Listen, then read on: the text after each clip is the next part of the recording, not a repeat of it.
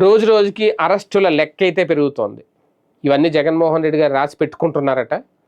ఎందుకంటే దానికోసం జగన్ 2.0 అనే క్యాప్ చేశారు. అందులో రోజు కంప్లైంట్లు వస్తానే ఉంటున్నాయి. అవన్నీ నోట్ చేసి పెట్టుకుంటున్నారు. ఆయన చెప్పాడు కదా, మనం అధికారంలోకి వచ్చిన తర్వాత వాటిని అన్నీ పరిష్కరిస్తాం, అందరూ రాసి పెట్టుకోండి అని అక్కడ ఒకటి రాసుకుంటూ కూర్చుంటున్నాడు. అదే ఆ ఒకడెవరంటే ఆ యాప్ అనమాట. తర్వాత ఎంతవరకు దాన్ని పెట్టుకోండి. అయితే ఇప్పుడు తాజాగా మొన్న కారుమూరి నాగేశ్వరరావు, ఆయన మాజీ మంత్రి, పౌర సరఫరాల శాఖ మంత్రిగా పనిచేశారు జగన్మోహన్ రెడ్డి హయాంలో. ఆయన కుమారుడు కారుమూరి సునీల్ కుమార్, ఆయన గతంలోనే అరెస్ట్ చేశారు. జూన్ నెలలో అరెస్ట్ చేశారు. ఇప్పుడు మళ్ళీ తాజాగా కారుమూరి నాగేశ్వరరావుని అరెస్ట్ చేశారు.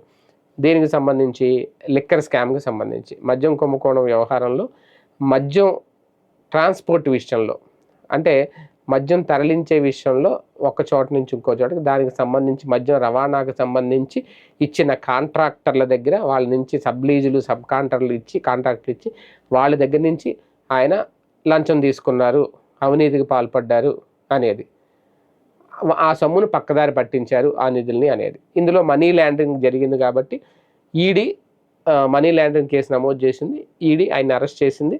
ఓకే, అదంతా ఓకే. అయితే ఇక్కడ కీలకమైన అంశం ఏంటంటే, ఇక మొన్న ఈ మధ్యకాలంలో చూసుకుంటే తమ్మినేని సీతారాం, సీదిరి అప్పలరాజు, గుంటూరు ఎమ్మెల్యే ముస్తఫా మాజీ ఎమ్మెల్యే, అలాగే కర్నూలు విరూపాక్షి, ఇలాగ ఒక్కరు కాదు వరుసగా ఇప్పుడు ఈయన కారుమూరి నాగేశ్వరరావు, అంతకుముందు ఇంకా చాలామంది ఉన్నారు లిస్టు. కాకపోతే మెయిన్ వీళ్ళందరూ కూడా సీదిరి అప్పలరాజు మాజీ మంత్రి, కారుమూరి నాగేశ్వరరావు మాజీ మంత్రి, ముస్తఫా మాజీ ఎమ్మెల్యే, ఆయన తమ్మినేని సీతారాం మాజీ ఎమ్మెల్యే ప్లస్ మాజీ స్పీకరు, విరూపాక్షి ఎమ్మెల్యే, అంటే ఎమ్మెల్యేలు మంత్రులు వీళ్ళందరూ టార్గెట్ అవుతున్నారు. మాజీ ఎమ్మెల్యేలు, మాజీ మంత్రులు, మాజీ స్పీకరు ఏదో కేసులో ఆల్రెడీ అంతకుముందు జోగి రమేష్, అంతకుముందు పేర్ని నాని, జోగి రమేష్ కొడుకు, పేర్ని నాని కొడుకు, ఇలా ఒకళ్ళని కాదు, మెయిన్ వాళ్ళందరూ. అంతకుముందు వల్లంనేని వంశీ జైలుకి వెళ్ళి వచ్చేసాడు.